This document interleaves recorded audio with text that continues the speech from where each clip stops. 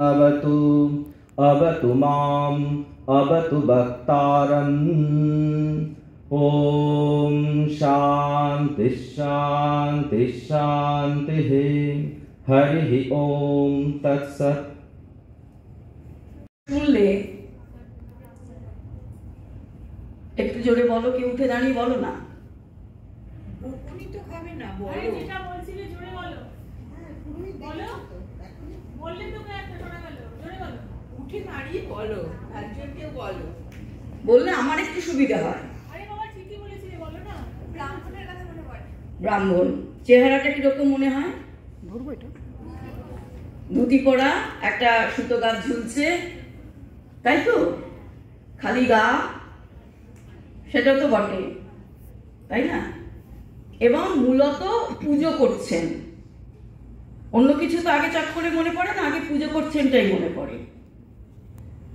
তাহলে একজন নির্দিষ্ট বর্ণের ব্যক্তি, নির্দিষ্ট লিঙ্গের ব্যক্তি, নির্দিষ্ট কিছু পোশাক পরে এবং অবশ্যই নির্দিষ্ট একটি ভাষায় একজন নির্দিষ্ট কিছু আচার করছেন। ছবিটা এটাই তো। এবং নির্দিষ্ট ভাষায়ও, সংস্কৃত, যার আরেক নাম দেবভাষা। যেই মুহূর্তে আমি সংস্কৃত না বলে দেবভাষা বলছি, যেই মুহূর্তে আমি সবাই না বলে ব্রাহ্মণ বলছি, যেই মুহূর্তে আমরা যে কেউ না করে পুরুষ এই চেহারাটি, এই লিঙ্গটিকে মাথায় রাখছি, এই ব্যাপারটা দাঁড়াচ্ছে নাকি যে আমাদের সকলের থেকে সব রকমের এই ছবিটা আলাদা মনে হচ্ছে তো? কেন এই আলাদাটা কেন? কখনো মনে প্রশ্ন তৈরি হয়েছে কি? এখানে সরস্বতী পুজো হয়, বাইরেই দেখলাম, কে করেন? বা তোমাদের বাড়িতে হয়, বা তোমরা দুর্গাপুজোয় ঠাকুর দেখতে যাও, যে ধর্মেরই হও না কেন, দুর্গাপুজোয় আমরা সকলেই বেরোই। কি দেখেছো সাধারণত? বা কোনো বিয়েতে? এখানে কে পুজো করেন সরস্বতী পুজোয়?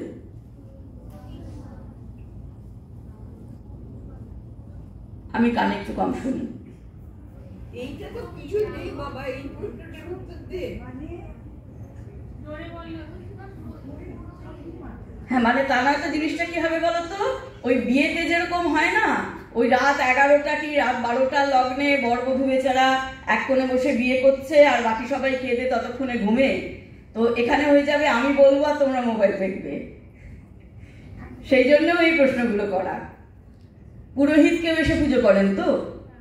কেন তোমাদের কখনো মনে হয়নি কেন বাইরে থেকে কেউ এসে একজন তোমাদের কলেজের পুজো করবেন?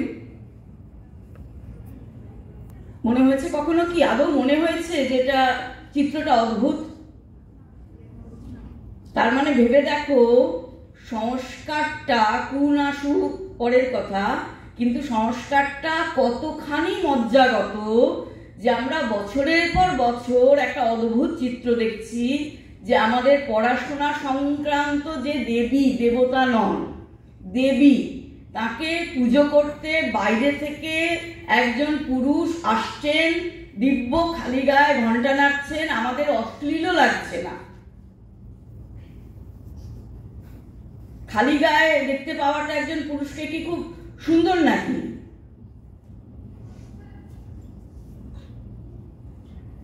আমি একটু এরকম সব কথা বলবো, কিন্তু আমি যৌনতাকে একদম কিছুতেই বাদ দিতে পারবো না, কারণ এগুলোর সঙ্গেও এগুলো জড়িয়ে।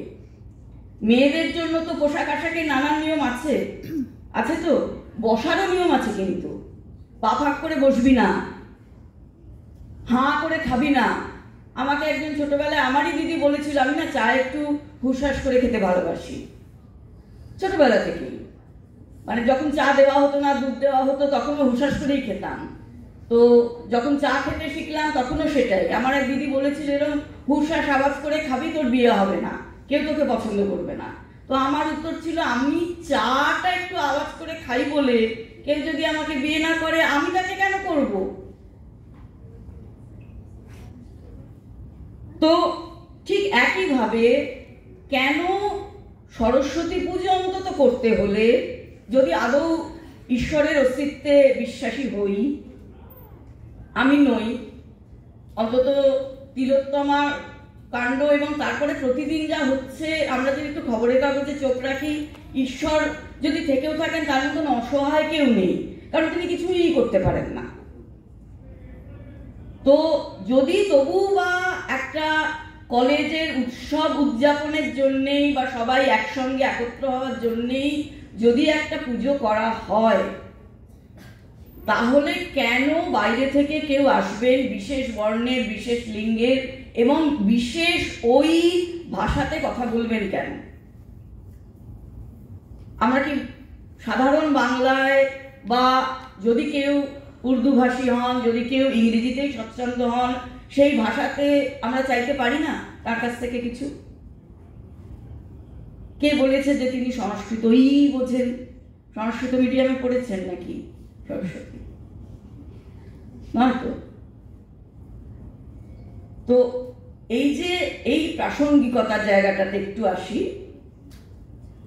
কেন প্রিন্সিপালের কাছেও শুনছিলাম যে সংস্কৃতে ছাত্রী সংখ্যা কমছে, এটা সর্বত্র মোটামুটি ছাত্রছাত্রীর সংখ্যা কমছে, এই চিত্রটা সর্বত্র।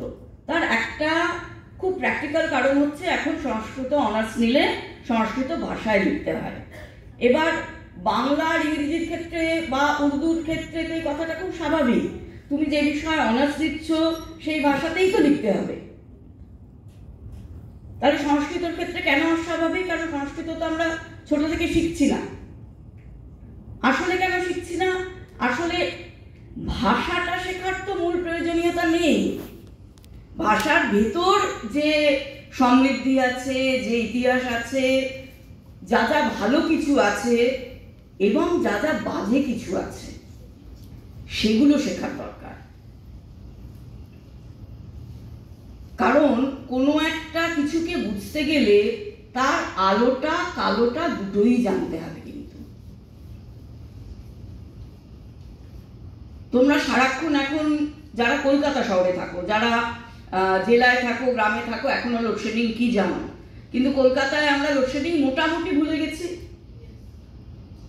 ফলে ছোটবেলায় লোডশেডিং হওয়ার সময় যে পরিবার একত্রিত হতাম, গল্প কথা করতাম, নানা শব্দের খেলা খেলতাম, সেগুলো চলে গেছে।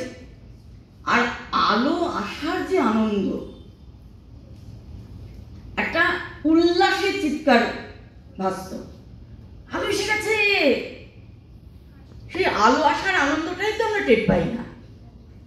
সুতরাং মোটেও সবসময় আলো ভালো না, রাত আসে বলেই আমরা দিনকে বুঝি।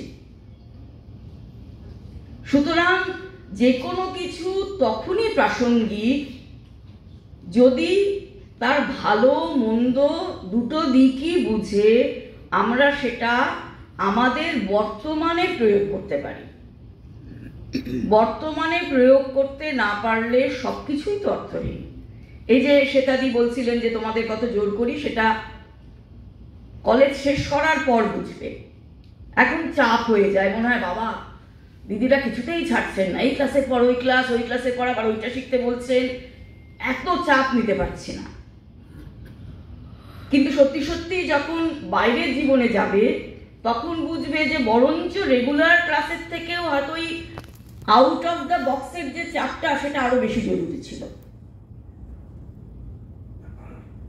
তো এই যে পৌরোহিত্য শব্দটা, এটাকে যদি আমরা ওই বাক্সের মধ্যেই বদ্ধ করে রেখে দিই যে যেমন ছিল তেমনই চলবে, তাহলে এটার কোনো প্রাসঙ্গিকতাই থাকে না ওই নির্দিষ্ট কয়েকটা দিন ছাড়া। কিন্তু শব্দটা যদি বলি তাহলে শব্দটার অর্থ কি? পুরোহিত শব্দটার কিন্তু কোনো লিঙ্গ নেই, এটা একটা সমাসবদ্ধ পদের মতন। যিনি পুরো মানে আগে থেকে, আবার পুরো মানে পূর্ণরূপ ধরতে পারো, আগে থেকে মঙ্গল কামনা করেন, তিনি পুরোহিত। একজন সন্তানের সব থেকে বেশি মঙ্গল কামনা আগে থেকে কে করেন? এইবার আর বলতে হলো না যে বলো বলো, একবারে শব্দটা বেরোলো। বাবা উত্তরটা এলো না, বাবা উত্তরটা হলো না, একদম বাবারা বসে আছেন। হ্যাঁ, কারণ বিশেষ করে জন্মের পর প্রথম কয়েকটা বছর মাতৃস্পর্শ অসম্ভব জরুরি। এবং কিছু একটা দুষ্টুমি করে এলে, ভুল করে এলে আমরা ফিসফিস করে মাকে তবু বলে দিই, বাবাদের আগে বলতে ভয় পাই। উল্টো চিত্র নেই তা বলছি না, সাধারণ চিত্রের কথা বলছি। কারণ আমরা কেন মাকে বলি, কেন মায়ের কাছে কনফেস করি সহজে, মা বাবাকে বুঝিয়ে বলবেন। মায়ের কাছে বলাটা একটু সহজ, মা হয়তো একটু বকবেন, এটা হতে পারে, কিন্তু মা ওই রকম রাগও করবেন না। তাহলে আমাদের প্রত্যেকের জীবনে প্রথম এবং প্রধানতম পুরোহিতকে তোমরা কারা? মেয়েরা। মা হতে হবে এরকম কোনো কথা একেবারেই আমি বলছি না, কিন্তু যদি চাও তোমরাই মা হতে পারো। এখনো অবধি সায়েন্স যত এগিয়েই থাকুক, একজন পুরুষকে মা হওয়ার মতন শারীরিক গঠন এনে দিতে পারেনি, তাই তো? তাহলে তোমরাও প্রত্যেকে ভবিষ্যৎ পুরোহিত। অথবা যাদের যাদের বাড়িতে কোনো পোষ্য আছে, তিনি পুরুষ হন, তিনি নারী হন, বা তিনি তৃতীয় লিঙ্গের কেউ হন। তৃতীয় লিঙ্গ শব্দটা আমি ঠিক বলতে চাই না, বোঝার সুবিধের জন্য বললাম। কারণ যেই মুহূর্তে আমরা তৃতীয় লিঙ্গ, রূপান্তর কামীদের তৃতীয় লিঙ্গ বলবো, তখনই প্রশ্ন উঠে যায়, তাহলে প্রথম আর দ্বিতীয় কে? ন্যাচারালি মেয়েরা হচ্ছে দ্বিতীয় শ্রেণী, তাহলে প্রথম শ্রেণী হচ্ছে কারা? পুরুষরা। যেই আমি একজন ট্রান্সজেন্ডারকে বা রূপান্তর কামীকে তৃতীয় লিঙ্গ বলে দিচ্ছি, অবধারিতভাবে আমরা স্বীকার করে দিচ্ছি পুরুষ হচ্ছে প্রথম শ্রেণী, প্রথম লিঙ্গ। আমরা নিজেরাই বলছি। যিনি একটা অনুষ্ঠান পরিচালনা করেন, যিনি কলেজ পরিচালনা করেন, যিনি যখন ক্লাস নিচ্ছেন যখন, তিনি সেই মুহূর্তে, সেই ঘন্টাটায় তিনি পুরোহিত। কারণ যত খারাপ শিক্ষকই থাকুন, শিক্ষকও খারাপ আছেন, কিন্তু এখনো এত খারাপ শিক্ষক কেউ হননি যিনি চাইবেন আমার সামনে যারা বসে আছে তাদের ক্ষতি হোক বা মঙ্গল হোক। তাহলে তো প্রতি মুহূর্তে, প্রতি পর্যায়ে আমরা পৌরোহিত্য করছি না জেনে। আমি একটু টুক করে প্রসঙ্গান্তরে চলে যাচ্ছি, শুরু করি। এরকম হুমড়ি খেয়ে অনেক এরকম, Be mother to brave children। 2025 সাল, এখনো আমরা একটি মেয়েকে সর্বসমক্ষে বলছি তুমি মা হও। স্বাভাবিক কি কথাটা? আমাদের কি এখনো শুধু মাই হতে হবে? লাইব্রেরিতে যাচ্ছিলাম, কি তোমার নাম ভুলে গেছি, রাধারানী, রাধারানীর সঙ্গে তিলোত্তমাকে নিয়ে দেখলাম একটা বোর্ড, অনেকগুলো ছবি লেখা। সেখানে একটা খুব প্রতি মুহূর্তে, প্রতি বছর দেখা ছবি দেখলাম, যেটা প্রত্যেক জায়গায় শুনিও। একটি মেয়ে মানে দশভুজা নারী,